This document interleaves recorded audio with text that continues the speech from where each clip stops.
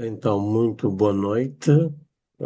São agora 18 horas e 29 minutos para quem está em Moçambique, no Brasil 13 e 29 e quem está na Europa 16 e 29. Portanto, sejam todos muito bem-vindos a esta conversa, a este webinar, que vai falar da doença de Gaucher. Portanto, este webinar é promovido pela Associação Moçambicana de Doenças Raras, a Amodora, em parceria com o Serviço de Genética Médica do Hospital Central de Maputo, a Aliança Internacional de Gaucher e a Associação Portuguesa de Doenças do Lisossoma, a quem desde já aproveito para endereçar os nossos agradecimentos e o meu principalmente pela oportunidade de fazer parte deste grupo. Então, como forma de comemorar o o Dia Internacional de Doenças Raras, que se assinala no próximo dia 28 de fevereiro, a Associação Moçambicana de Doenças Raras decidiu promover um ciclo de palestras que começou no dia 4 de fevereiro e que se vai estender até ao mês de março sobre temas variadíssimos, de interesse para a população em geral, a começar pelos próprios membros da Associação Moçambicana de Doenças Raras. Portanto, já se falou do diagnóstico precoce, se ajuda ou se cria rótulos, falou-se da inclusão escolar da criança com deficiência, se é realidade ou se é discurso, falou-se da estimulação precoce ou sobrecarga terapêutica, e hoje cabe-nos falar dos desafios na doença de Gaucher. Eu chamo-me Luís Madeira, sou médico geneticista e diretor do Serviço de Genética Médica, que este ano completa o seu 10º aniversário e que está sediado no Hospital Central de Maputo. E contamos para a conversa de hoje com um painel ilustríssimo, com a presença do professor Roberto Giuliani, que nos vai falar da contextualização da doença de Gaucher dentro dos distúrbios do lisossoma e doenças genéticas. Temos também a presença da professora Jordana, que vai nos falar dos sinais e sintomas e diagnóstico da doença de Gaucher. O professor Paulo Chaves, que nos vai falar do tratamento e gestão da doença de Gaucher. A professora Ida, que vai nos falar da gestão do centro de infusão e vai partilhar um bocadinho a sua experiência com a doença de Gaucher. E depois vão-se seguir breves histórias de sucesso de alguns pacientes com doença de Gaucher, a começar pela Carolina, que é do Brasil, a Carolina Tonelato, e depois o Francisco Correia, que vai partilhar um vídeo que fez por não poder estar em tempo real conosco, e por último a Liza. Depois destas intervenções, que se espera que tenham, em média, duração de 10 minutos com os apresentadores, nós teremos a sessão de perguntas e respostas, onde todos são convidados a colocar as questões que gostariam de ver esclarecidas. Portanto, vamos pedir para que tentemos cumprir ao máximo o tempo. Já estamos com 3 minutos depois das 18h30, são 18h33. E se tiver tudo claro, ia passar então para apresentar o primeiro orador, o professor Roberto Giuliani.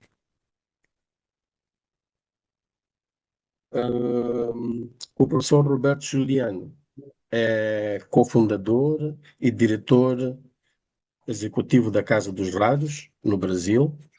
É professor titular do Programa de Pós-Graduação em Genética e Biologia Molecular na Universidade Federal do Rio Grande do Sul. É médico do Serviço de Genética Médica no Hospital das Clínicas de Porto Alegre e está à frente das doenças raras da DASA Genómica. É também presidente do Conselho das Enfermidades Raras, Caribe e Latinoamérica e concheia da Comissão Lancet para Doenças Raras, sendo fundador e ex-presidente de várias sociedades científicas do Brasil, sociedades médicas, dentre elas a Sociedade Brasileira de Genética Médica, a Sociedade Latino-Americana de Erros Inatos do Metabolismo e Triagem Neonatal e a Rede Latino-Americana de Genética Humana. Portanto, é também membro titular da Academia Brasileira de Ciências. Portanto, o professor Roberto tem uma experiência vasta na área de erros inatos de metabolismo e passo-lhe a palavra para a sua apresentação. Seja bem-vindo, professor Roberto. Faça o Luiz, favor. muito obrigado. Muito obrigado, Luiz. É um prazer estar aqui com vocês, prazer estar aqui nesse evento sobre doença de Gaucher, né? Nós tivemos aí muita satisfação em poder contribuir para esse diagnóstico desse primeiro caso e também para a implementação do tratamento. E é muito interessante ver, né, todo esse interesse aí em doenças de Gaucher e em outras doenças raras neste momento aí que se celebra, né, o Dia Internacional das Doenças Raras, o último dia do mês de fevereiro. Então eu vou agora colocar a minha apresentação, acho que vocês estão com ela na tela? Está visível. Tá, Pode ok. prosseguir, professor. Ótimo. Então tá. Então, obrigado pela apresentação, muito gentil aí, Luiz, como sempre.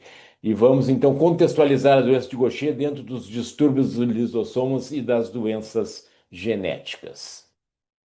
Então, aqui estão meus conflitos de interesse, não tenho nenhum conflito em relação a esta apresentação, né? As doenças genéticas se discute qual é o número total, se fala em 7, 8, 9 mil doenças genéticas. Vamos tomar esse número aí de 7 mil doenças genéticas, 20% delas, aproximadamente 1.400, são chamadas erros inatos do metabolismo, em que tem alguma alteração aí num processo bioquímico no organismo que leva ao acúmulo ou à falta de alguma substância, né, ou algum problema de transporte e que leva a um erro do metabolismo. E cerca de 5% aí dessas doenças do metabolismo são chamadas doenças lisossômicas, doenças em que acontece um problema na degradação de moléculas, que é um processo que ocorre dentro do lisossoma, que é uma partezinha da célula, né, uma organela celular. E uma dessas doenças lisossômicas, é a doença de Gaucher. Gaucher por quê? Porque em 1882, um estudante de medicina chamado Philippe Gaucher descreveu na França a autópsia de uma mulher de 32 anos, né, que tinha morrido e tinha um baço aumentado. E aí, quando foram fazer a análise, viram que as células do baço também estavam aumentadas. Isso era muito pouco usual, né?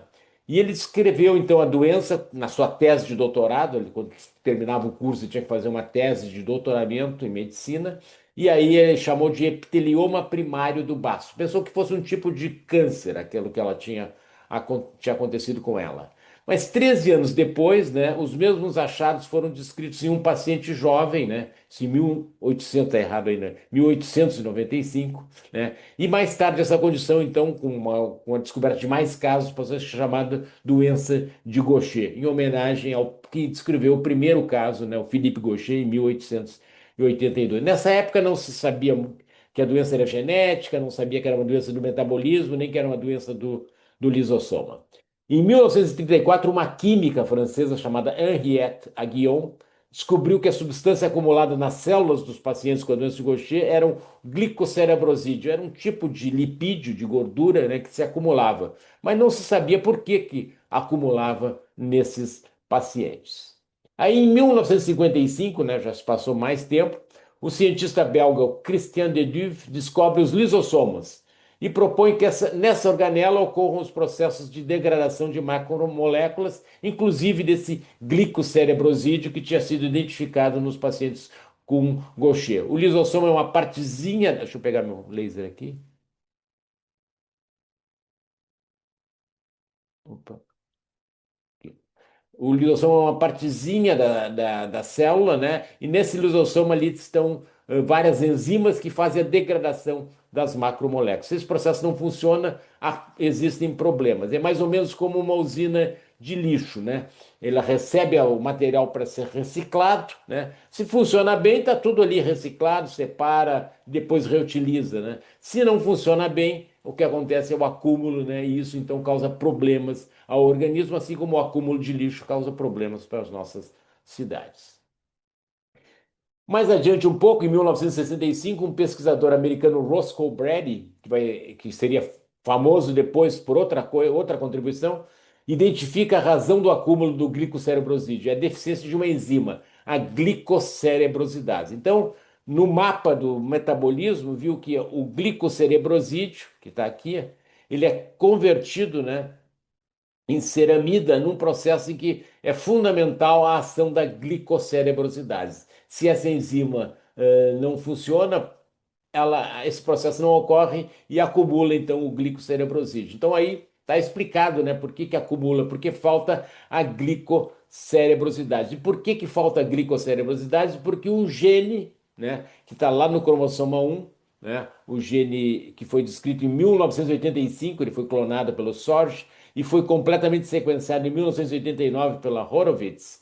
Esse gene no cromossoma 1 está aqui, ele tem 11 exons, 11 partes codificantes, e se tem uma alteração nessa sequência, isso pode levar então à deficiência da glicocerebrosidase, que é a enzima que é codificada por esse gene. Se esse gene tem um problema, a enzima não vai ser produzida de uma maneira adequada, não vai funcionar direito e vai acumular então a glicocerebrosidade. Cerca de 400 mutações, não sei o número exato, já foram descritas no gene que chama GBA1, que se localiza então no braço longo do cromossoma 1, né? E que tem 11 partes codificantes chamadas exons. E é uma doença de herança autossômica recessiva, quer dizer que para a doença acontecer, o pai e a mãe têm que ser portadores de um gene alterado, mas ele só tem um gene alterado. Nesse cromossomo existem duas cópias, uma no cromossomo que veio do pai e outra que veio da mãe. Se ele só tem numa das cópias alteração, não tem problema, ele é só um portador. Pelo menos não tem problema em relação à doença de Gaucher. Pode ter problemas em para outras situações que agora não cabe a gente colocar nessa aula. Então, se o pai é portador e a mãe é portadora, eles podem passar para os seus filhos os dois genes alterados, ele vai ter os dois genes alterados, ele vai ter a doença de Gaucher, ou os dois duas cópias normais, um de cada um recebe a normal, vai ser completamente normal. Ou podem passar uma cópia alterada, o pai, uma cópia normal, a mãe, vai ser portador que nem o pai, ou uma cópia alterada a mãe e uma cópia normal o pai, vai ser portador que nem a mãe. Então, são chances que ocorrem aí, né? É uma herança autossômica recessiva. A verdade é que é 25% de chance de acontecer quando o casal é de portadores. Mas tem uma situação, e eu só vou descrever aqui, que é muito rara, é que pode acontecer a doença de Gaucher mesmo não tendo a deficiência da glicocerebrosidase e nem tendo alterações no gene SGBA1. É uma situação rara porque a enzima, essa glicocerebrosidase, ela precisa ser ativada.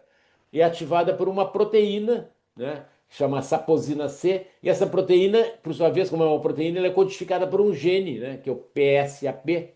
Então, se esse gene tem uma alteração, esse gene não vai produzir esse ativador da enzima, e isso vai levar a um tipo um pouco diferente, mas é um tipo de doença de Gaucher. Então, é importante ter em mente só que às vezes a doença de Gaucher pode acontecer mesmo não tendo a deficiência da glicocerebrosidade, mas é muito, muito raro.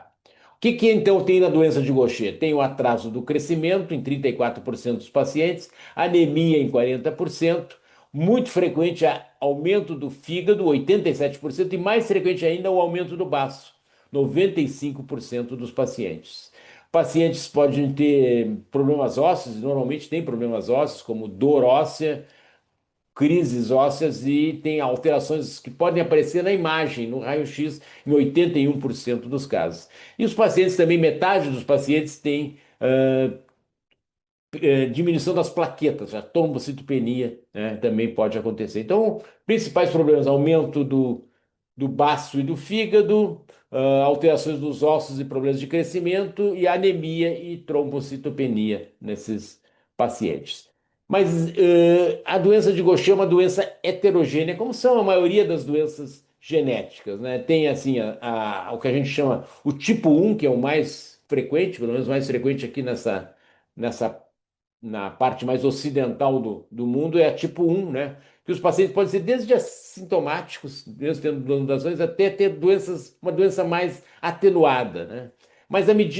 Eles podem ter, depois a doença de Gaucher pode ter casos muito graves de uma doença que afeta muito a parte neurológica, né? Além da parte somática, além das vísceras ali do problema do sangue, né? Uma deterioração neurológica muito acentuada. E no meio do caminho tem as formas mais intermediárias que são um pouco mais, a evolução neurológica é um pouco mais lenta, né? E mais crônica, né? Então a gente chama de tipo um a forma mais clássica da doença, que foi a que descreveu o Philippe Gaucher. Tipo 2 uma forma bem grave, né, que geralmente leva a óbito nos primeiros anos de vida. E o tipo 3 uma forma intermediária, também geralmente associada a um óbito mais precoce, mas com um curso mais crônico. Aqui tem um slide de uma paciente lá do Hospital de Clínicas de Porto Alegre, o tipo um, né? E aqui está a foto de uma paciente com o tipo mais grave, né? Tem uma forma neonatal, assim, que já nasce com grandes complicações, né? Então é um espectro de manifestações. Tratamento, né? A doença de Gaucher foi uma das primeiras doenças do metabolismo aí, pelo menos dos lisossomas que teve tratamento, né? Que é a terapia de reposição enzimática. Inicialmente, na primeira geração dessa terapia, se extraía a enzima glicocerebrosidase das placentas. E daí se purificava e se dava para os pacientes, né? E isso então,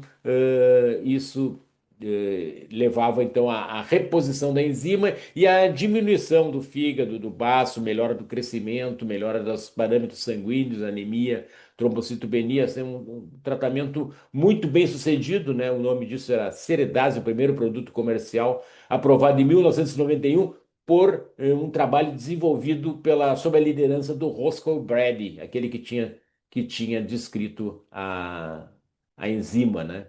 Então ele fez um trabalho de muitos anos aí para desenvolver essa terapia. Só que isso não era viável, né? Porque precisavam muitas placentas para tratar um paciente, né? Além de todo o risco, né, de trabalhar com material biológico. Felizmente veio a segunda geração, né, já baseada em engenharia genética, se colocava o gene num sistema de expressão e que produzia grande quantidade dessa proteína, e isso então com bioreatores se pode produzir então enzimas aí por engenharia genética, né? Aí veio o Cerezyme, veio depois o Vipriv e aí por último a L-Liso que é a taliglucerase. Então,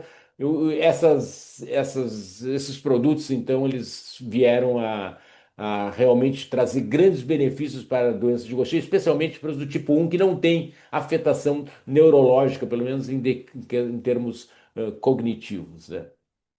Mas outras terapias foram sendo desenvolvidas, como, por exemplo, a terapia de inibição de substrato. Terapia de inibição de substrato se baseia num Ia princípio. pedir, Olá?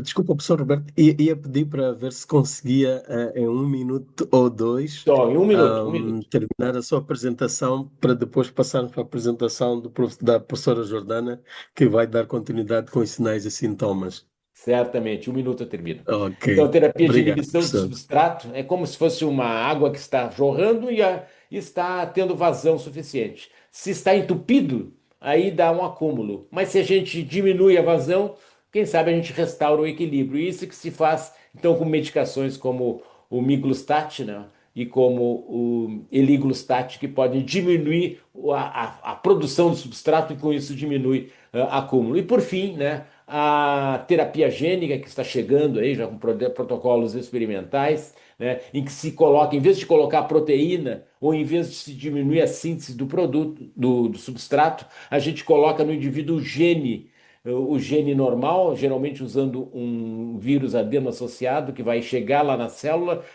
e vai entrar no núcleo e ali vai expressar passar a sua mensagem para a produção da enzima. Isso é uma terapia que seria uma vez só na vida e já restauraria o problema. Temos muita esperança nisso. E finalmente, então, eu deixo vocês com a imagem de Porto Alegre, do nosso hospital de clínicas, onde fazemos todas essas pesquisas aí, o nosso centro especializado em doenças raras aí que foi construído ao lado do Hospital de Clínicas aí como um apoio, né, ao ecossistema de doenças raras aí de Porto Alegre, e um agradecimento especial aos nossos pacientes que são a motivação do nosso trabalho. Muito obrigado. Muito obrigado, professor Roberto, pela belíssima aula e que nos transportou um bocadinho pela história da descoberta da doença de Gaucher. Ahm, Perdão, íamos passar agora.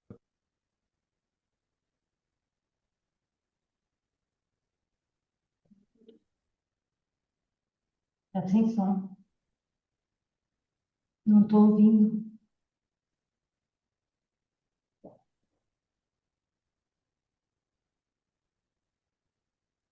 Doutor Madeira está a falar no mute. Podia ligar seu microfone. Oh, desculpa, Obrigada. estava a dizer, vamos passar rapidamente a fazer a apresentação da doutora Jordana, que é médica graduada pela Universidade Estadual de Campinas, é especialista em hematologia, hemoterapia e transplante de medula óssea e atua no hemonúcleo de Piracicaba, o estado de São Paulo, vinculada ao Hemocentro da Unicamp desde 1997. Coordenou o ambulatório de atendimento de pacientes com Gaucher no Hemocentro da Unicamp entre 1997 e 2024. Doutora Jordana, muito bem-vinda e faça favor de iniciar a sua apresentação, lembrando do tempo de 10 minutos. Obrigado. Muito obrigada, gente. Eu não tenho slides, então nós vamos conversar. Agradeço muito a todos, estou feliz. E coube a mim a falar sobre os sinais e sintomas na doença de Gaucher e o diagnóstico. O professor Roberto já deu uma síntese enorme e ótima. Bom, a manifestação da doença de Gaucher tem tudo a ver com o que o professor relatou, da falta de degradação adequada de glicolipídios, temos processos inflamatórios intensos que vão acometer os órgãos, a medula óssea, o osso e também o sistema nervoso central nos pacientes específicos. Como ele disse, a doença de Gaucher é classificada em tipo 1, a forma não neuropática, tipo 2, a neuropática aguda, e a tipo 3, a neuropática subaguda. Que nós vamos começar com a doença de Gaucher tipo 1. As manifestações e os sintomas, como também já dito, são muito variáveis. Pode ser desde assintomático até doença grave, que é debilitante, com lesões ósseas severas. Embora não se classifique como uma doença neuropática, hoje a gente sabe que pode haver, em raros casos, uma infiltração em sistema nervoso central, mas de uma maneira geral a evolução não é essa. O que a gente vê muito na clínica atendendo os pacientes, né?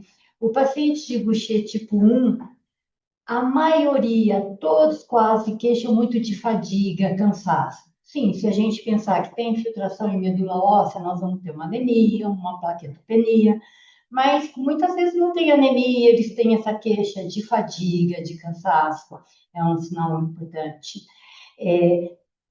Atraso de desenvolvimento puberal e de crescimento, muitas vezes o doente de Gaucher tipo 1, ele supera isso espontaneamente, alguns mantêm. Uma queixa ou outra que a gente vê, principalmente naqueles que têm mais plaquetopenia, são as epistaxes, uma queixa constante, equimoses, hematomas.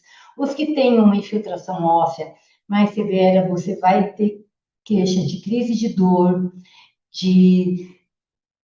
até lesão, já o paciente pode chegar até mancando, muitas vezes, quando é mais um adulto. Isso é outra coisa interessante que eu não falei, a variação dos sintomas também varia com a idade, pode ser desde cedo até na forma adulta, só diagnosticar na forma adulta, apresentar os sintomas. Dentro de uma mesma família, você varia em todas esses sinais e sintomas, né? Mais raro de você encontrar no tipo 1, mas que pode ter, são queixas pulmonares por acometimento pulmonar, a polineuropatia periférica, como eu falei, do cometimento neurológico, mas é bastante raro, e uma incidência maior de doença de Parkinson com doença de Gaucher, de algumas doenças malignas, principalmente da parte hematológica, é mais raro, mas já tem uma associação que se pode encontrar na doença de Gaucher, que são os mieloma múltiplo, principalmente, o linfoma, algum hepatocarcinoma, câncer renal. Essas são as principais características da doença tipo 1. A tipo 2 é a infiltração em sistema nervoso central. A doença neuropática aguda, extremamente severa, letal. Os primeiros sintomas podem aparecer logo ao nascimento ou até o primeiro ano de vida. O que você nota primeiro de sinal e sintoma pode ter grandes hepatospleninomegalias, mas é a alteração oculomotora. Você percebe o estrabismo e os movimentos de nistagmo horizontal. Chama muita atenção. E para se pensar em doença de Gaucher, que doença rara, ninguém pensa de cara, né? E a evolução é triste, porque vai evoluir com hipertonia, com rigidez, tem opistótomo, que é uma hiperextensão, convulsões, dificuldade de deglutição, pode ter a ictiose congênica, que é uma deficiência na queratinização da pele, ter descamações. A sobrevida média que eu li mais recentemente foi de 11 meses, 7, a gente vê até 2 anos. No Brasil, a Carol conhece, teve um caso até 4 anos, mas, como o professor já disse, requer muito suporte para manter e não tem o tratamento, não tem penetração no sistema nervoso central e evolui a óbito. O Gaucher tipo 3 é a doença neuropática subaguda ou crônica. Você vê, pode se apresentar principalmente na infância, que você vai receber o seu paciente, o que você vai notar? Ele pode ter as viscerosmegalias ou não ter, pode ter doença óssea ou não ter, mas o que vai chamar a atenção é um déficit cognitivo, às vezes leve, mas que pode evoluir para piora, e a alteração oculomotora. O estrabismo, como eu falei, o nistagmo horizontal, uma queixa de dificuldade de aprendizado. E isso é muito raro e a gente vai acompanhando com a evolução. E a tendência é isso ir se agravando, né? Podendo ter casos de piora da cognição, piora das alterações visuais, raros casos de opacificação de vítreo, de córnea, fala-se em mioclonias, em ataxia, também com o decorrer, mas é uma evolução mais lenta, não tem até uma expectativa, nós temos que aguardar os anos passarem para a gente saber mais, né? Tem uma subclassificação da doença tipo 3, mas que muitos acham controversas, que se dividiria em A, muito mais acometimento neurológico, o B, um cometimento visceral de órgãos, né, hepatospleno, lesão óssea e muito envolvimento neurológico e muito, muito raro é descrito, que seria o C, que são as alterações de calcificação cardiovascular. Isso foi descrito mais no Japão, na Jordânia e no Mediterrâneo, bastante raro. Bom, gente, essas são as principais características de sintomas e sinais, né, que você tem que observar numa consulta, na avaliação. O paciente vai passando de mão em mão e aí nós vamos ao diagnóstico. Muitas vezes o paciente chega para a gente já com o diagnóstico, porque passou no gastro, fez uma esplenectomia, não tinha, e vem a célula de Gaucher, aqueles magrófitos que o professor falou, engurgitados de lipídios, processo inflamatório intenso que aumenta, né? Então, tira o baço. E é uma pena, porque hoje a gente sabe que tem muito mais lesão óssea quem tira o baço. Ou vai para o hemato, que não encontra o linfoma, não encontra doença hematológica, faz uma biópsia de medula, e aí o paciente vem com a doença de Gaucher ali. Mas o diagnóstico e o paciente que se foi lá, médicos ouvindo, as pessoas sabendo, pôs como hipótese e mandou para quem cuida do Gaucher fazer o diagnóstico, é a dosagem da enzima beta-glicosidase ácida, né, da cerebrosidade, da beta, e o estudo genético, como o professor já falou, das mutações, das alterações, são mais de 400 variações, mas nós temos 4 principais, e é fazer o sequenciamento do DNA de toda a região codificadora, é o ideal, porque você também tem pseudogenes, que são esses, são outras variantes que são muito parecidas com o GBA1 e que podem confundir. Então, o estudo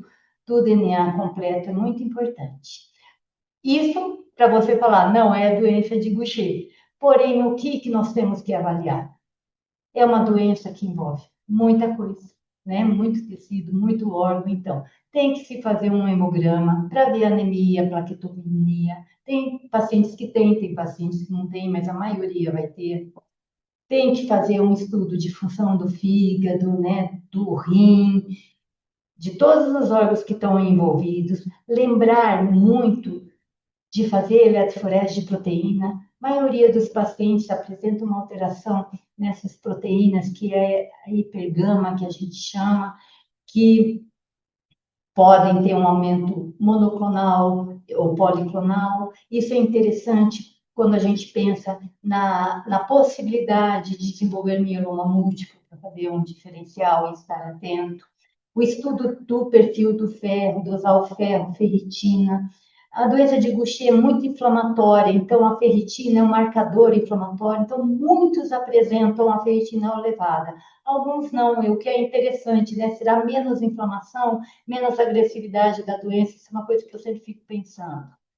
Aí a gente vai usar outras causas de anemia, B12, ácido fólico. Então, a investigação laboratorial é bastante extensa. Aí nós temos que fazer os exames de imagem, ver o baço, o fígado, um ultrassom de abdômen com medidas hepática e esplênica, né? A avaliação cardíaca é importante. Nos casos que tem acometimento pulmonar, você pode ter uma hipertensão pulmonar, então um ecocardio para avaliar a hipertensão pulmonar quando se acha necessário, função pulmonar também, e o exame radiológico, né? Porque o paciente pode não ter queixa de dor óssea, nem ter alteração óssea, mas pode estar ali uma alteração óssea inicial.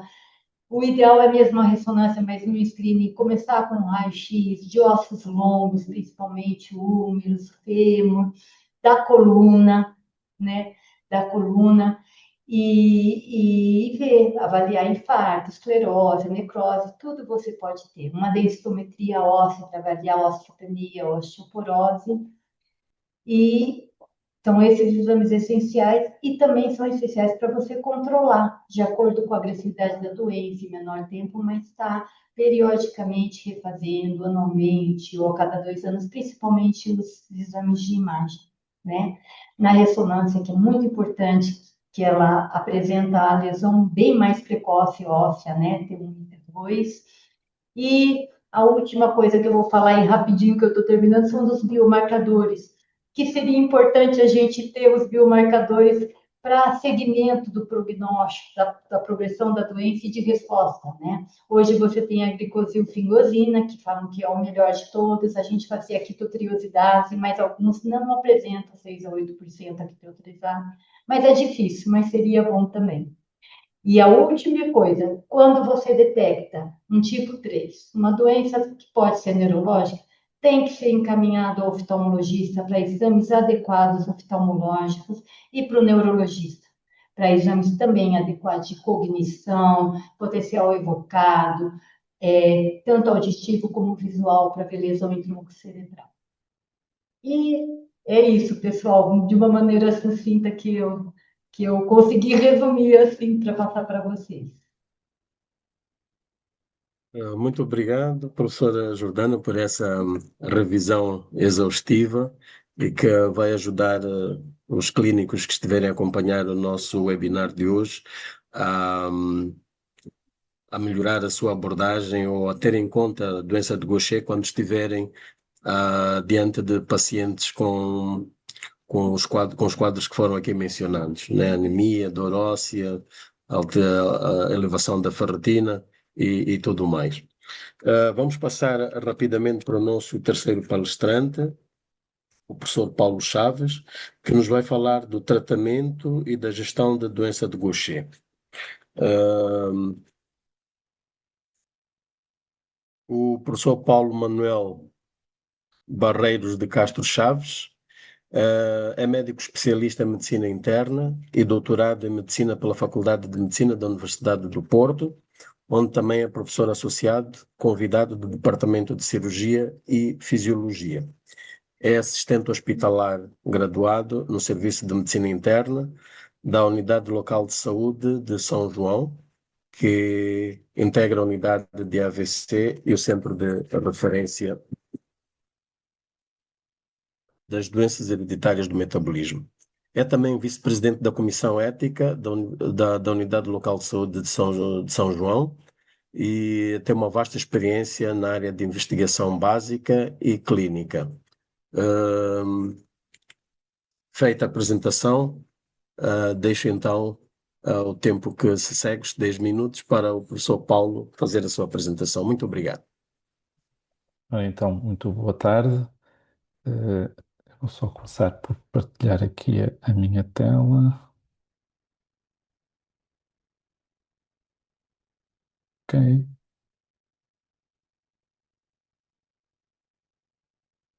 Ok. Creio que estão a ver, não é?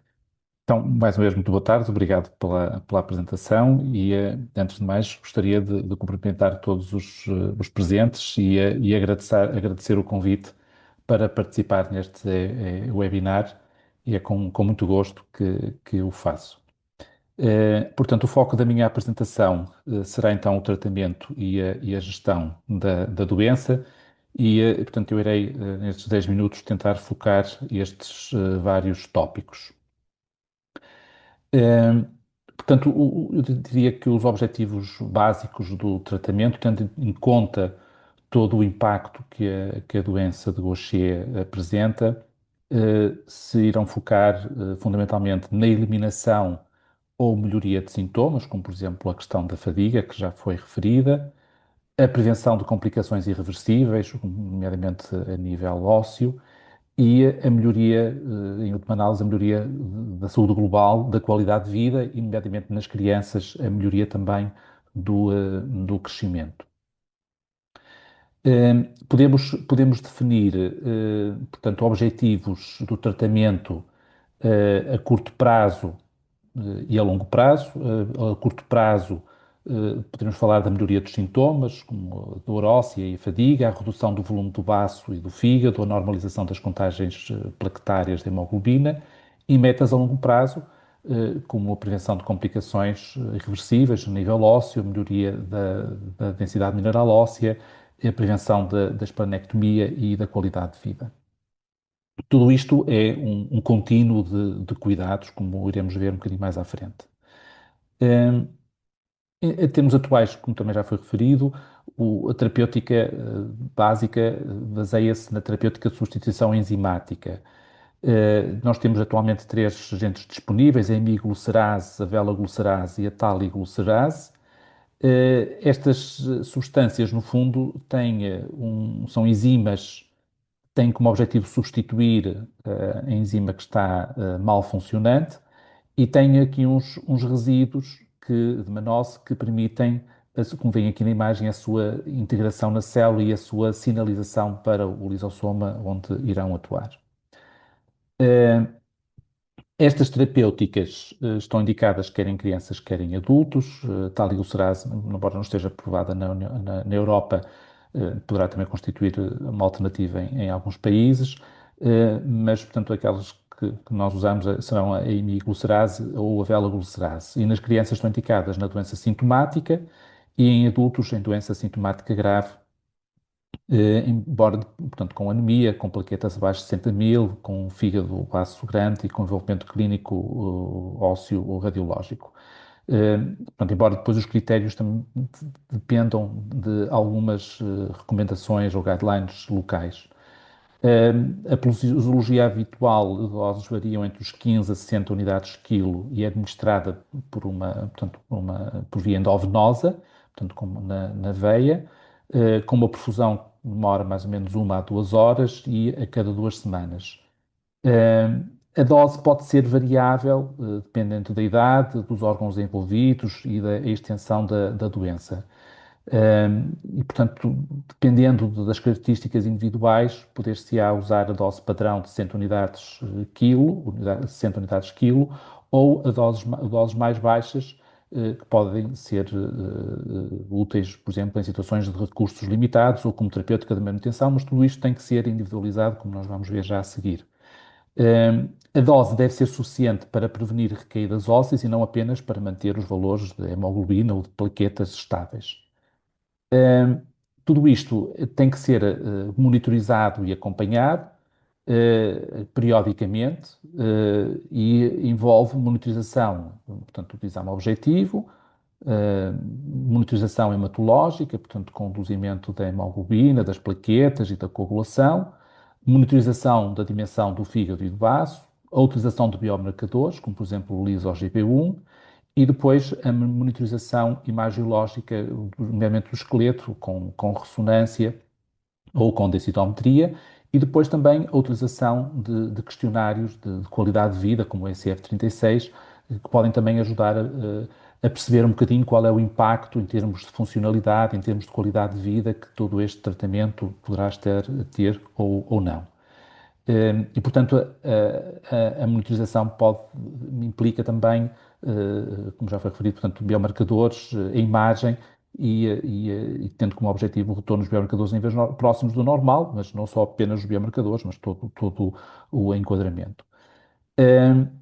E, portanto, é necessário, no fundo, se todo este processo é fundamental um processo de acompanhamento, em todo este processo é fundamental o acompanhamento periódico dos doentes, estabelecendo objetivos terapêuticos adequados, individualizando a dose e depois com esta monitorização regular, percebendo se os objetivos terapêuticos foram atingidos ou não e em função disso individualizar e ajustar a dose de forma a atingir os objetivos definidos.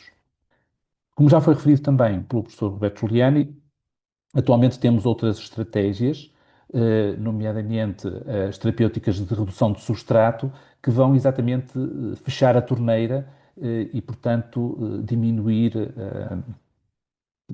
portanto, o substrato que se acumula e que depois acaba por ser lesivo para a célula. A vantagem desta terapêutica é que permite uma administração oral, evitando, portanto, infusões quinzenais.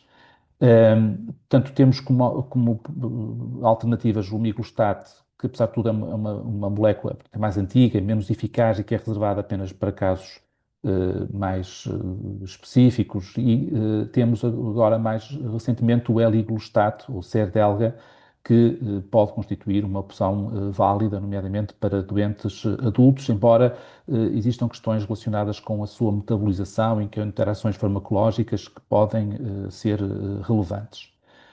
A esplenectomia atualmente deve ser evitada sempre que possível, porque sabemos que aumenta o risco de complicações ósseas e a progressão da doença óssea, portanto estará apenas indicado em situações restritas, como números de plaquetas muito baixos ou desconforto mecânico devido portanto, à esplenomegalia maciça ou infarto esplénico recorrente. E depois temos outras opções que eventualmente poderão ser úteis no futuro, como a terapêutica o transplante de células de tronco hematopoéticas, mas que, portanto, têm muitos riscos e limitações, e outras terapêuticas como as chaperonas farmacológicas, como o Ambroxol, que poderão estabilizar a enzima mutante e ser também uma opção oral válida, ou a terapia eugénica, mas pronto, são terapêuticas que ainda estão, digamos assim, em desenvolvimento. É importante referir que esta terapêutica tem um impacto global sobre o organismo e é importante estarmos atentos a comorbilidades, como o risco aumentado da doença de Parkinson, as gamapatias monoclonais. É importante estarmos atentos à saúde óssea e termos, portanto, digamos, a utilização de analgésicos para as crises, os bifosfonatos para melhorar também a saúde óssea e a cirurgia ortopédica quando é necessário, e também o cuidado hematológico, e, portanto, no fundo, ter um cuidado holístico que abranja todas as dimensões da doença.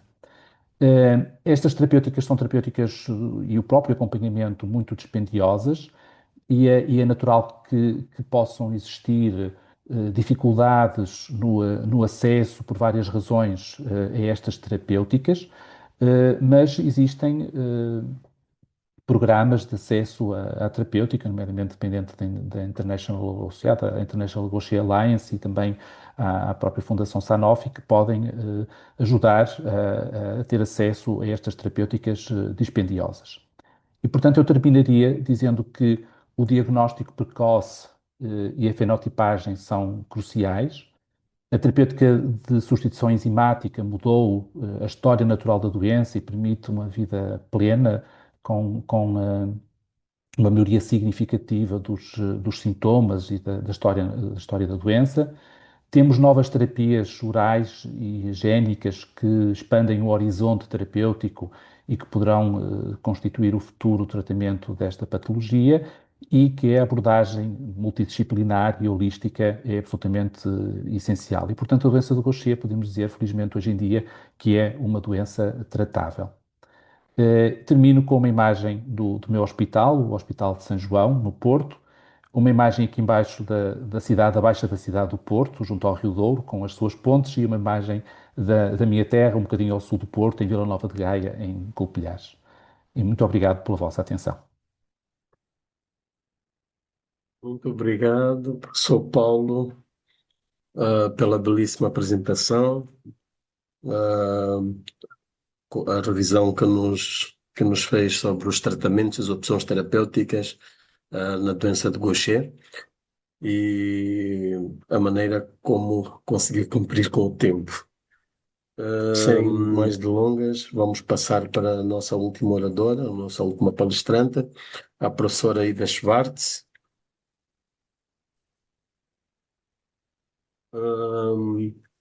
Não sei se já está conectada, professora Ida.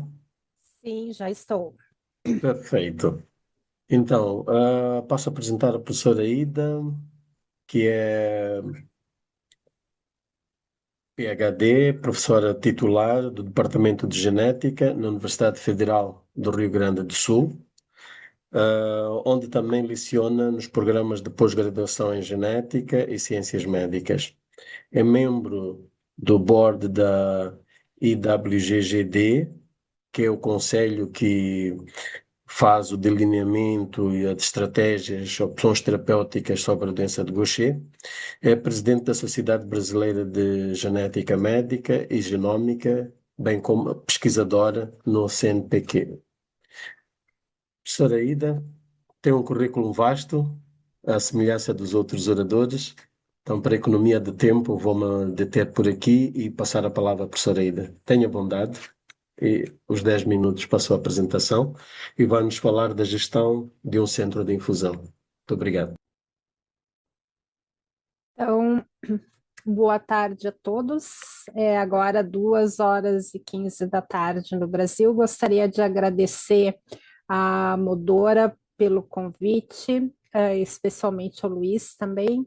E eu quero compartilhar com vocês, então, a nossa experiência do Serviço de Genética Médica do Hospital de Clínicas de Porto Alegre na gestão de um centro, não somente de infusões, mas um centro de referência em tratamento da doença de Gaucher. Então, eu também não tenho conflito de interesses a declarar para essa apresentação. Os meus colegas já fizeram uma revisão extensa, eu diria, até sobre essa condição. Eu, apenas para contextualizar minha apresentação, gostaria de lembrá-los que na prática assistencial nós temos disponíveis para tratamento dessa condição a terapia de reposição enzimática e a terapia de redução de substrato, e que existem algumas outras estratégias de tratamento que estão em desenvolvimento na forma de pesquisa, como a terapia gênica, certo? Em relação aos produtos que existem, eu vou falar da realidade do Brasil, porque isso é uma realidade que é diversa em cada país. No Brasil, como terapia de redução de substrato, atualmente nós temos somente o miglustat, porque a Sanofi retirou o registro do eliglustat no nosso país. Então, os pacientes brasileiros que fazem uso de eliglustat, eles são pacientes que tiveram acesso pós-estudo, eles participaram do ensaio clínico desse medicamento no país, então eles continuam, de acordo com a legislação brasileira, recebendo o medicamento da empresa, no caso a Sanofi. Em relação à terapia de reposição enzimática, nós temos disponíveis a velaglucerase alfa, a imiglucerase e a taliglucerase alfa. Aqui é importante, então, dizer, quando eu falo que é disponível, é que o nosso Sistema Único de Saúde brasileiro custeia, então, esses medicamentos. Então, uma forma de terapia de redução de substrato e as 3 enzimas, e o médico pode escolher com qual enzima começar, embora existam guias de tratamento do nosso Ministério da Saúde, orientando desde qual dose se começar com a terapia de reposição enzimática e também a questão da monitorização. Aqui à direita nós temos uma foto do meu hospital, que é o Hospital de Clínicas de Porto Alegre, e o que eu queria também pontuar é que o nosso hospital, ele é um hospital universitário, então isso faz uma grande diferença também em termos de gestão, porque nós temos uma função tanto de assistência quanto de ensino, e essa função ela é bastante importante para a disseminação do conhecimento sobre condições raras. Então, o nosso centro de referência, ele foi fundado em 2003, nesse hospital. O Brasil, ele é um pouco diferente dos países europeus, até porque a gente é um país muito grande, a nossa estrutura política ela se assemelha mais à dos Estados Unidos, então nós temos estados, então esse estado é o Rio Grande do Sul, ele é do tamanho aproximado da Suíça, eu acho, se vocês quiserem comparar. Então, todos os pacientes com doença de Gaucher do estado do Rio Grande do Sul, eles são monitorados no nosso hospital. Então, ele é um atendimento centralizado, porque os medicamentos são de alto custo, mas as infusões para os pacientes que recebem as enzimas são descentralizadas. Eles fazem ou no domicílio, mas também podem fazer em serviços, então, hospitalares ou outros próximos à sua residência, certo? Nós tentamos, então, oferecer um atendimento que ele é multidisciplinar. Os pacientes, eles retornam a cada 4 meses para avaliação no nosso centro e, de acordo com essa avaliação, nós ajustamos, então, a dose da enzima que é necessária. A infusão para os pacientes que fazem infusão no nosso hospital, ela é feita numa estrutura que nós denominamos hospital dia, é o mesmo local onde se faz quimioterapia para câncer, por exemplo. E as infusões, elas são quinzenais, seguindo um calendário planejado pelo nosso serviço. Atualmente, então, nós seguimos um total de 49 pacientes. Eu tenho que salientar para vocês novamente, como é um hospital universitário de referência terciário, nós costumamos diagnosticar pacientes com Gaucher tipo 2, eu diria que a gente tem uma boa experiência em relação com Gaucher tipo 2, mas a maioria dos pacientes, então, ele é do tipo 1, são 45, e nós seguimos também 4 pacientes com Gaucher tipo 3. Aqui tem a distribuição para vocês terem uma noção, a maioria dos pacientes são adultos, tá? Mas também temos pacientes crianças. Atualmente, na verdade, o paciente de menor idade é um paciente com Gaucher do tipo 3, e o segundo mais jovem é um paciente que foi diagnosticado por triagem familiar, porque o irmão era afetado. Então, como vocês veem, a maioria dos pacientes está recebendo terapia de reposição enzimática, mas nós temos, então, pacientes tanto em hemiglucerase, quanto em TALI, quanto em VELA. Nós temos um paciente recebendo eliglustat pós-estudo, 2 pacientes com miglustat e um paciente que recebeu terapia gênica e que está há 2 anos agora em observação pós-terapia gênica, sem necessidade de ser tratado com terapia de reposição enzimática ou terapia de redução de substrato. Luiz, quando eu estiver perto, estourando o meu tempo, tu fala, tá? Eu não devo estourar, não devo ultrapassar, mas só me avisa. Eu Tem quero mais 3 comentar um minutos, pouquinho. professora. Quantos? Tem mais 3 minutos. Tá, eu queria comentar também como é que é feito o acesso aos medicamentos, então, aqui no Brasil. A compra dos medicamentos, ela é federalizada, então é Brasília, a nossa capital, o Ministério da Saúde que faz a compra, para que não haja valores diferentes de compra por cada estado. Então, a compra é feita por Brasília e esses medicamentos, então, eles são transportados para cada uma das capitais dos estados brasileiros e daí elas são distribuídas para os pacientes. Os pacientes que fazem infusão no nosso hospital ou que recebem o medicamento oral, eles acabam por um acordo que nós temos com a nossa Secretaria Estadual de Saúde, recebendo o medicamento aqui, no próprio hospital, e os demais, então, eles recebem o medicamento no seu município, tá? Aqui é um mapinha do nosso estado, para vocês saberem, só mostrando mais ou menos como é que é a concentração dos pacientes por município. Aqui é a nossa cidade, é Porto Alegre, tá? Aonde está localizado, então, o nosso serviço de referência. Quais são, então, os desafios em termos de gestão que nós vemos, né? Que é a gestão dos pacientes em seus respectivos municípios para controle das infusões e acesso aos medicamentos. A questão da adesão ao calendário de infusões, ela é um desafio, nem todos os pacientes apresentam 100% de adesão, tá?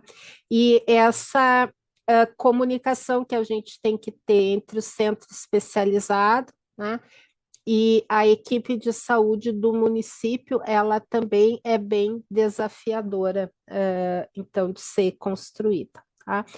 Nós achamos que a nossa experiência é de bastante sucesso e eu cito aqui novamente o fato de nós sermos um hospital universitário e termos desde estudantes de graduação de medicina até pós-graduandos e residentes envolvidos no cuidado dos pacientes com doença de Gaucher, certo? E aqui só para eu terminar, para vocês verem as fotinhos, tá? Então, da nossa equipe, aqui a gente tem 2 médicos que são médicos contratados do hospital que me assessoram no atendimento, que é a doutora Emily e o doutor Fabiano. A Débora é pós-graduanda, ela é, na verdade, da Argentina, veio fazer pós-graduação conosco. Todos esses jovens são estudantes da graduação da medicina e a Natália aqui é da farmácia, tá? Então, estamos contribuindo para disseminar o interesse e o aprendizado sobre doenças raras, no caso, especialmente sobre doença de Gaucher no nosso meio. Então, muito obrigada e depois eu vou estar disponível para perguntas. Obrigado, professora Ida, e parabéns também por conseguir completar a apresentação no tempo que foi estipulado. Enquanto os participantes se preparam para fazer as perguntas, vamos passar para este momento de partilha de 3 histórias de sucesso e vou convidar a nossa primeira interveniente para partilhar a sua história, que é a Carolina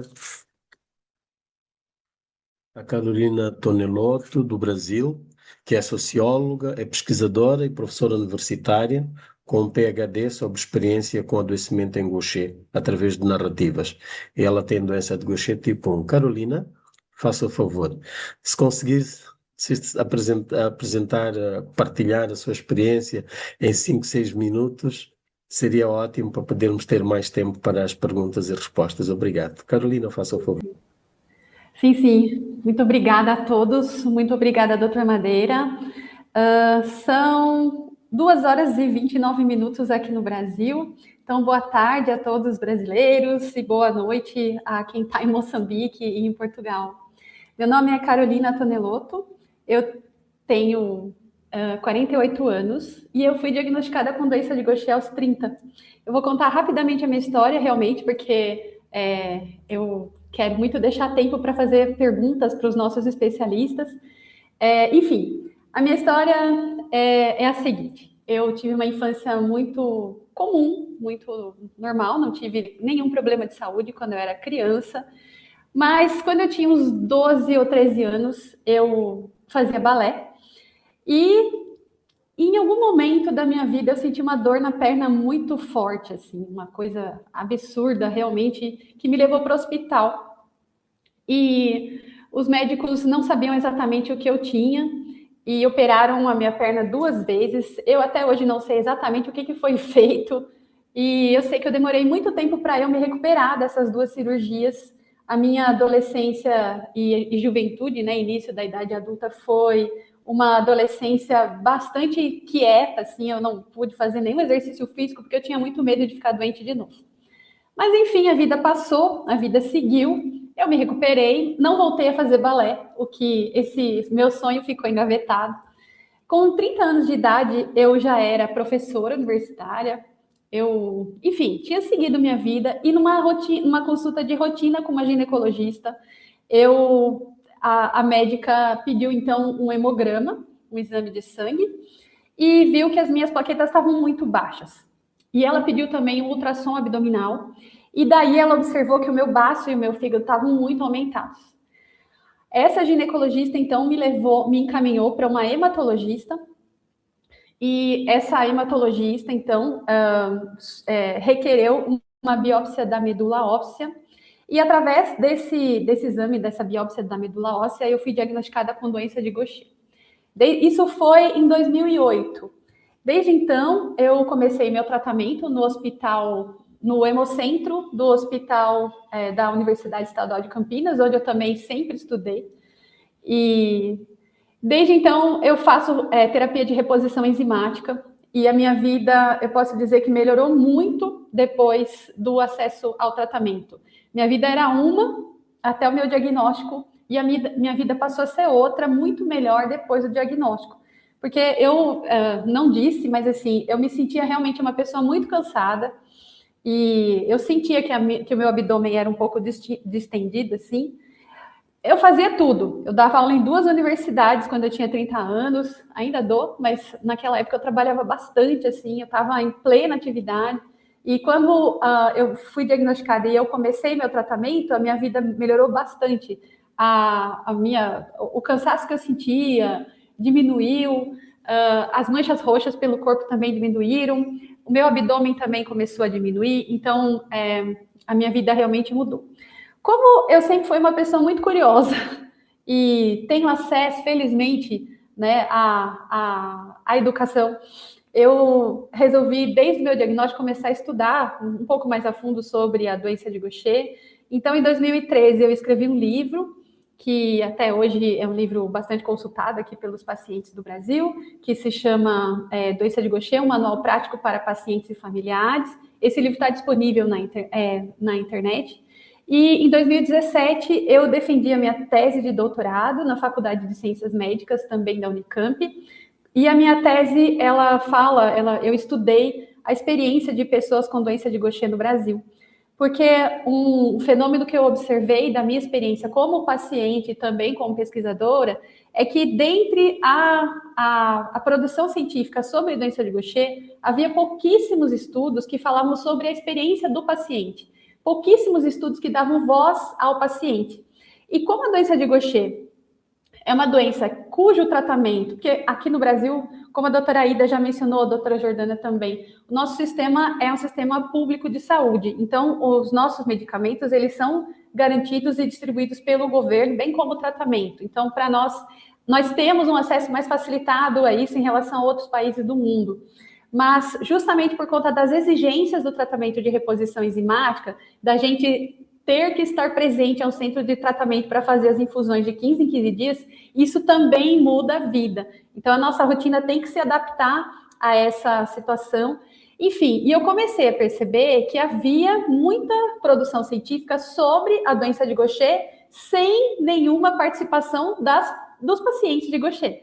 E a experiência do adoecido de Gaucher é fundamental a gente entender a experiência do paciente para que a gente possa, inclusive, entender por que a adesão ao tratamento de reposição enzimática é um desafio, mesmo no Brasil, mesmo num país em que nós temos um sistema público de saúde que garante o tratamento, né?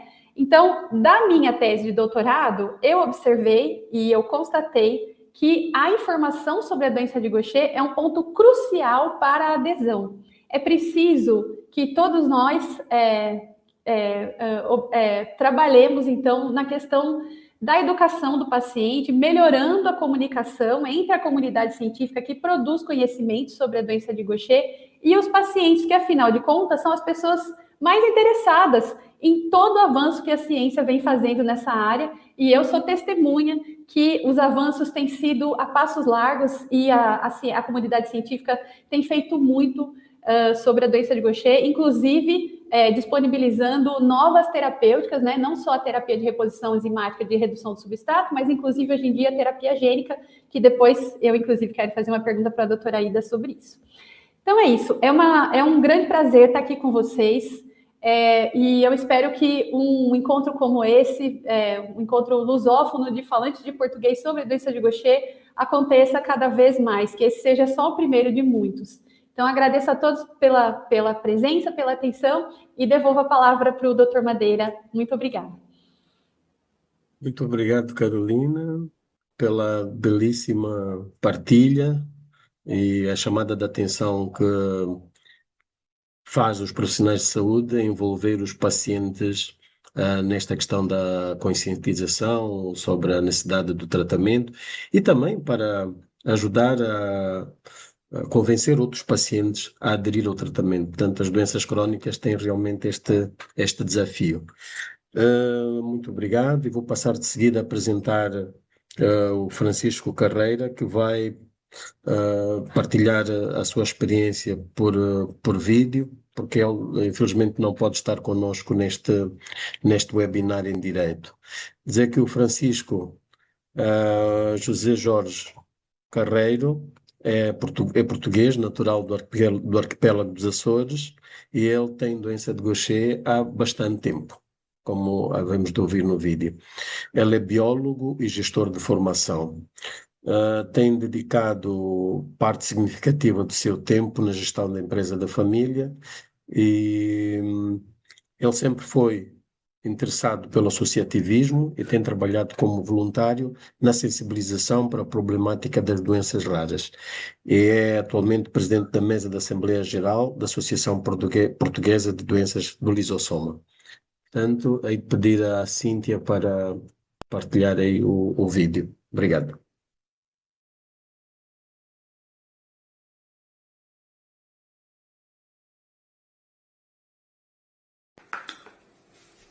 Olá, uma saudação muito especial para todos que estão a assistir a este evento sobre a doença de Gaucher pela primeira vez em português.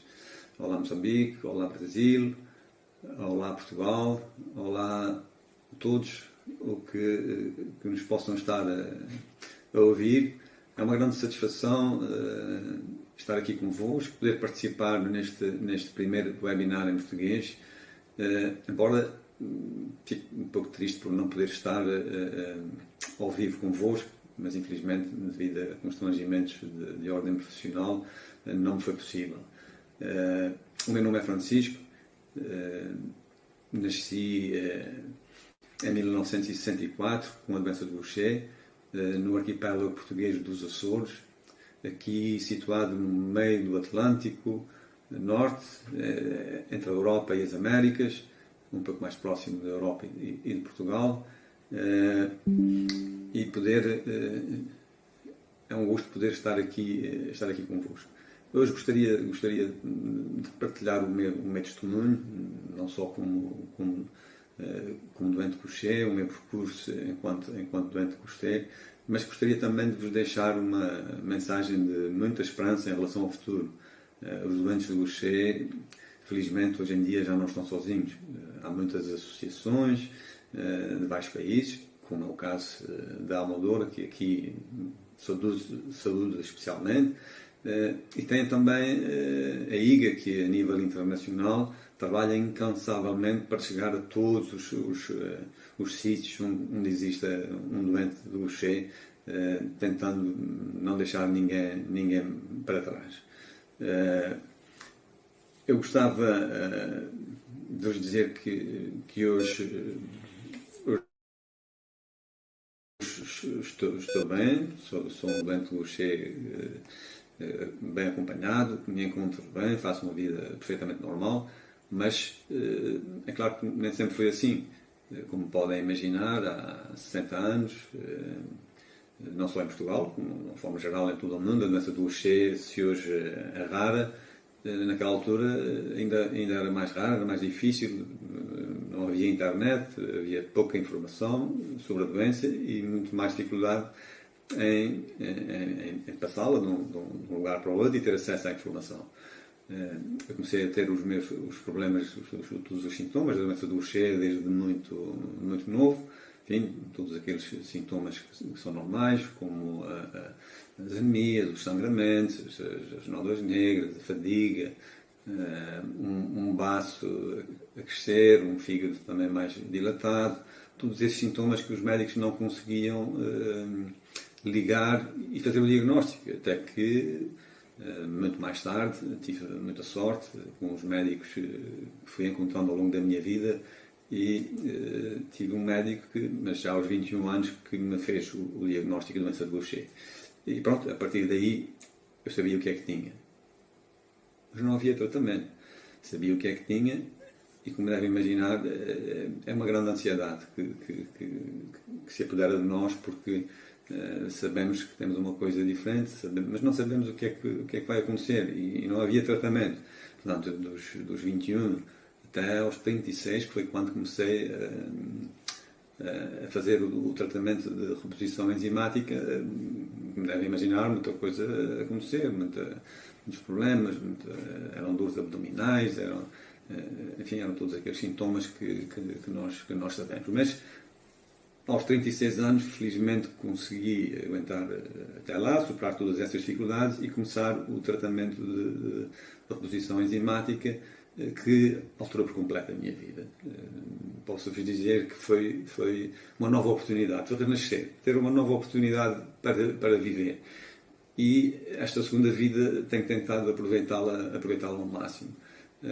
A partir daí, pouco tempo depois, as melhorias foram notórias e comecei a fazer uma vida fisicamente normal, comecei a praticar muito desporto, que antes não conseguia, e a partir dos 40 torno um atleta sénior, inclusive a praticar desporto federado, ciclismo especialmente, que sempre fiz e continuo a fazer,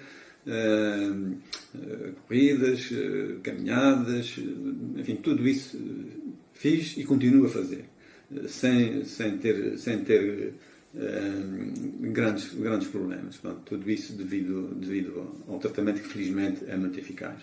A partir de 2011 fui desafiado a participar no ensaio clínico, na terceira fase do ensaio clínico para o tratamento de redução do substrato, portanto, um tratamento via oral, com todos os exames a correrem com indicações muito boas, e portanto permaneço nesse tratamento até hoje, o que ainda veio trazer mais qualidade de vida, maior liberdade, né? Fiquei livre da necessidade de ir ao hospital quinzenalmente fazer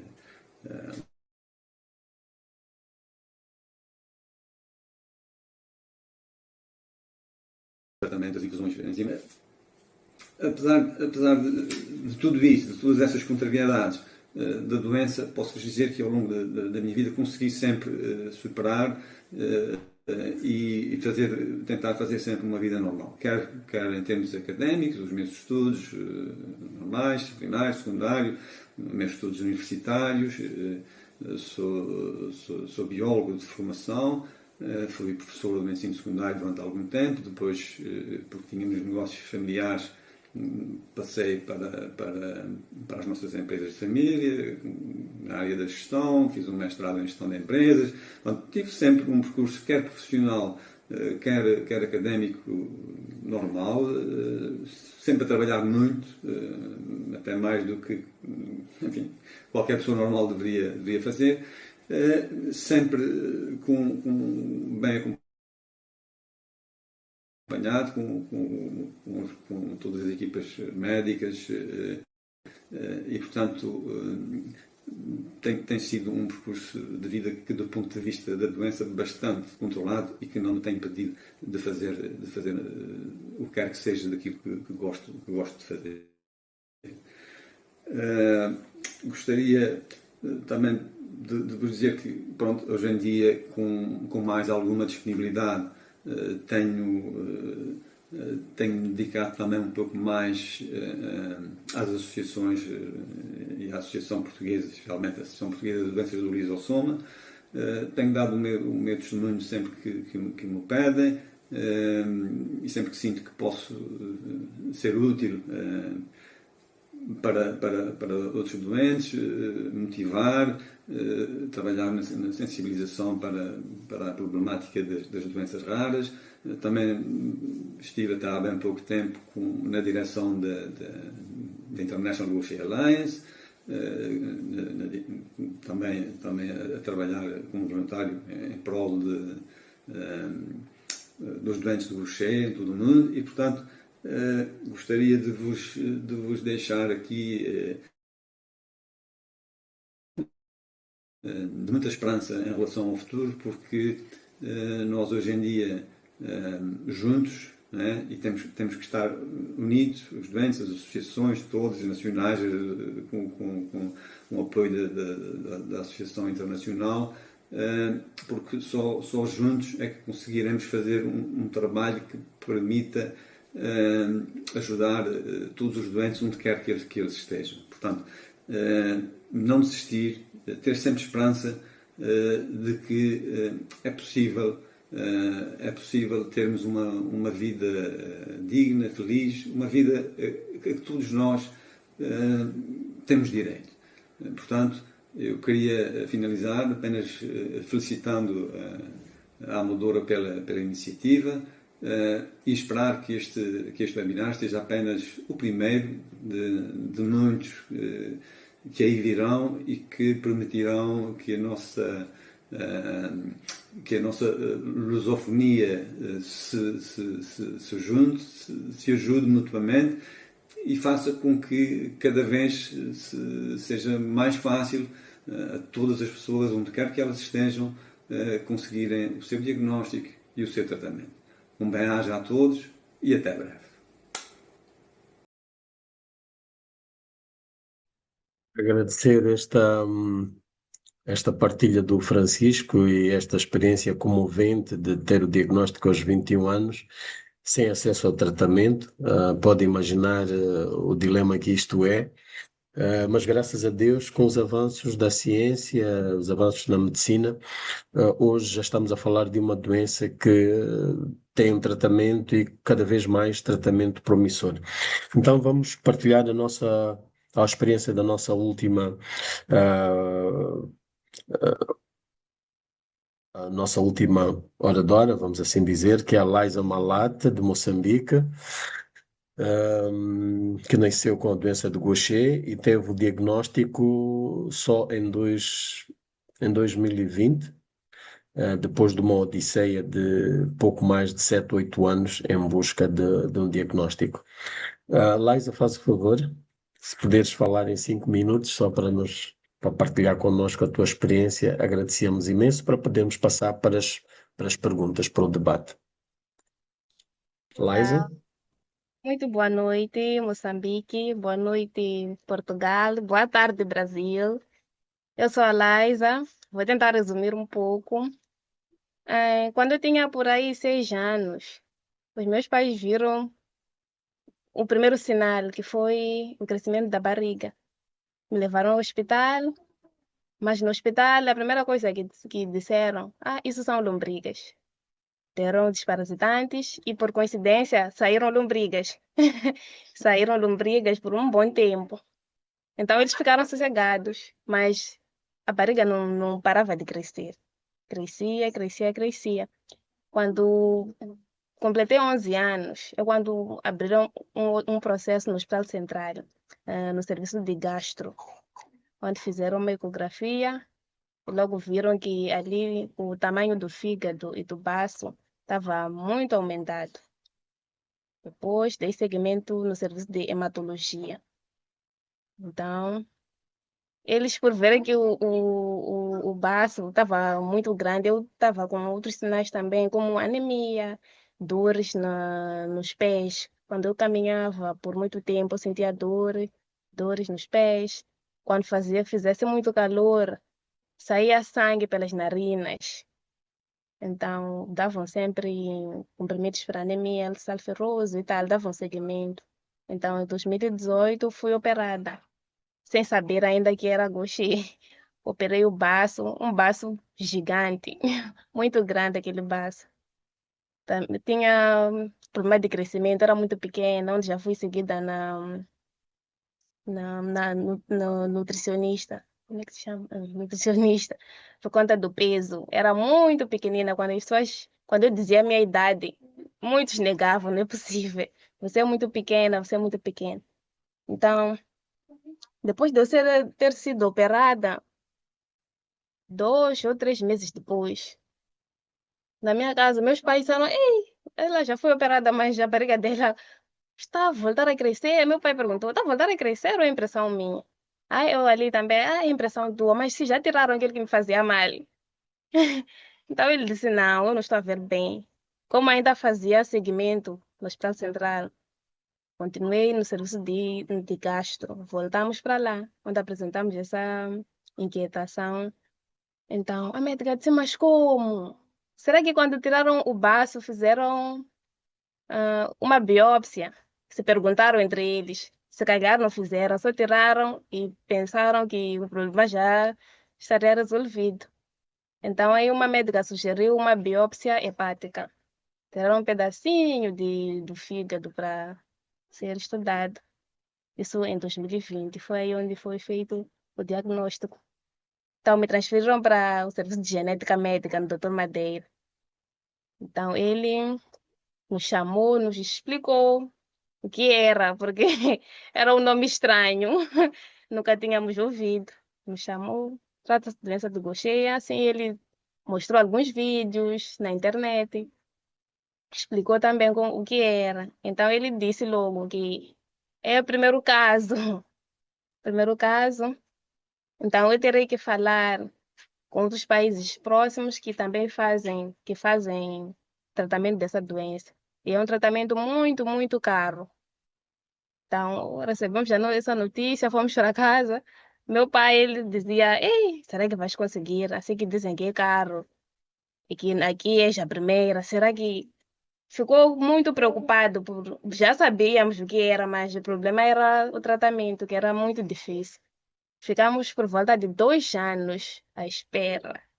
Então, um belo dia, o doutor Madeira liga, chegou o medicamento. Ficamos muito, muito, muito, muito felizes, meu, muito felizes.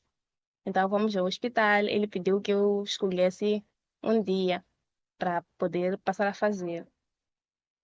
Então, como eu ia à escola de costura, então escolhi terça-feira. Então ele disse, terça vai ser terça sim, terça não. Explicou que seria de 15 em 15 dias. Então estou a fazer a terapia de reposição enzimática desde 2022 até hoje. Já são 4 anos. Esse medicamento mudou completamente a minha vida. Quem me viu ontem e me vê hoje, vê outra pessoa. Porque tinha uma barriga grande, grande, do meu tamanho também. Eu era muito pequenina. Até agora sou, mas nem tanto. Era muito pequenina mesmo. Sofria muito, cansaço, dores nos pés. passava por muitas dificuldades, mas desde o início do tratamento até hoje estou muito, muito, muito bem.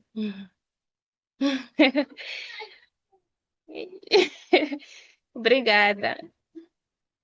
Obrigado, Liza, pelo teu testemunho também.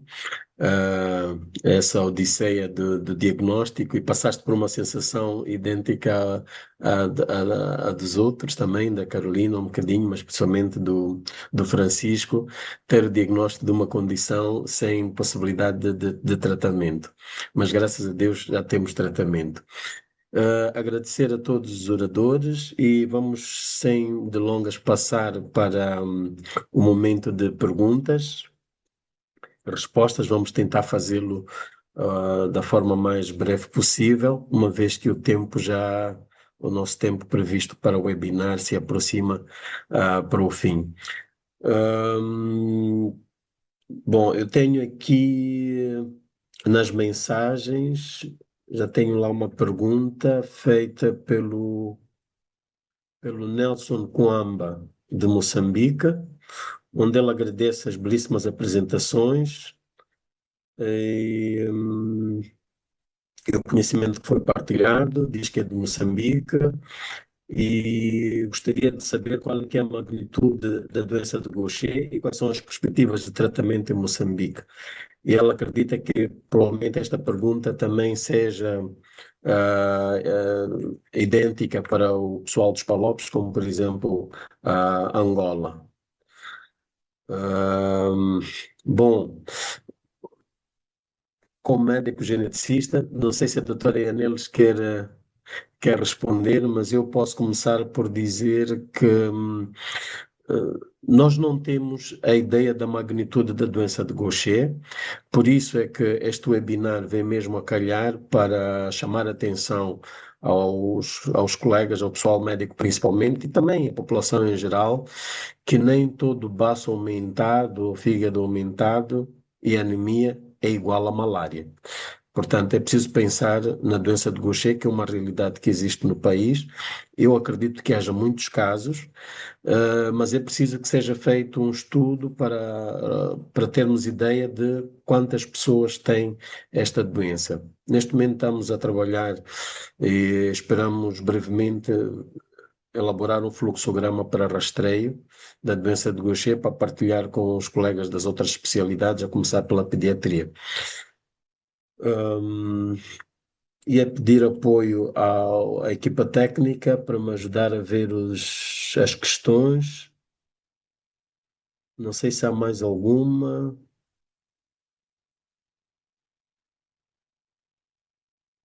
Aqui alguém pergunta, é a Marcela Montenegro.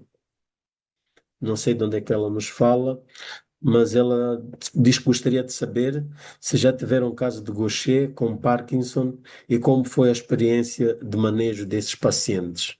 Não sei se algum dos professores aqui presente teve essa experiência. Eu tive. Eu recebi um paciente,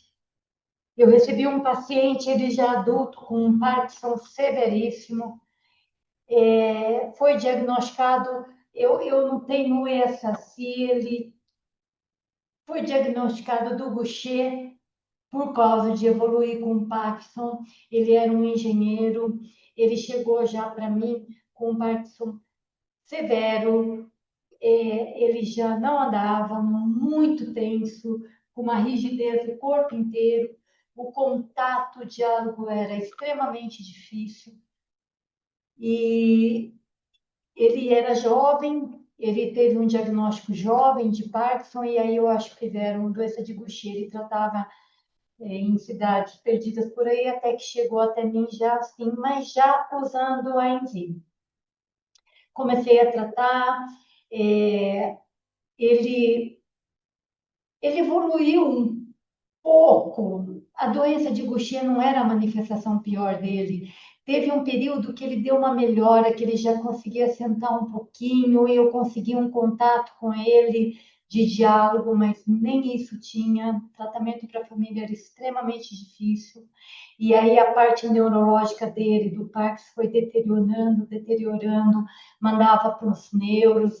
Nossa, foi intenso, mas ele acabou falecendo. Então, assim, o que é descrito do doente com Gaucher que evolui com Parkinson é um Parkinson mais precoce e muito difícil de tratamento. Essa foi uma experiência bastante angustiante que eu tive. Eu tive esse momento. Não, o Parkinson evoluiu muito e foi o Parkinson que acabou levando ele a óbito. Mas ele já não tinha uma qualidade de vida, não. Essa foi a experiência que eu tive. Obrigado. Penso que foi a professora Jordana, né, que esteve a partilhar a sua experiência. Estou a ver a mão da doutora Ida levantada. Professora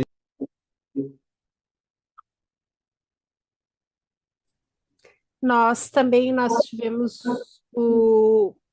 seguimos uma paciente, mas na verdade ela era uma paciente que já estava em tratamento conosco por um bom tempo, por 15 anos, tá? E ela desenvolveu daí Parkinson, e como a Jordana disse, ele é um Parkinson de bem difícil tratamento, digamos. Ele tende a ser mais severo realmente do que os demais, não associados, né, ao Gaucher. Mas a gente também tem famílias, né, onde não são os pacientes com doença de Gaucher que têm Parkinson, então a gente tem que lembrar que o risco de Parkinson ele é aumentado também, por exemplo, para os pais de quem tem doença de Gaucher, e também pode ser aumentado para os irmãos, né, que não têm doença de Gaucher, tudo na dependência do exame genético. Então, isso a gente tem que ter sempre em mente também. É muito importante. É que não deu tempo de falar, mas para fazer fazer o rastreamento na família toda, nos pais, hoje que a gente tem mais condições, né? Antes era muito difícil, muito importante. obrigado pelos dois esclarecimentos. Já estamos mesmo em cima da hora, mas não queria deixar de colocar aqui uma questão a cada um dos palestrantes. O professor Roberto Juliano, por sobreposição da agenda, teve que sair do nosso evento e agradeceu muito a presença. Portanto, a primeira pergunta seria para o professor Paulo. Falando de países como os nossos países de baixa renda, quais é que seriam as opções terapêuticas que recomendaria? Assim, é um minuto. Para a professora Ida, se pode partilhar o custo em dólares dos tratamentos para a doença de Gaucher, os tratamentos que estão disponíveis. E para a doutora Jordana, como temos aqui clínicos que nos acompanham, com que doenças se deve fazer o diagnóstico diferencial da doença de Gaucher? Obrigado. E a passar para o professor Paulo primeiro, depois a doutora Ida e a professora Jordana.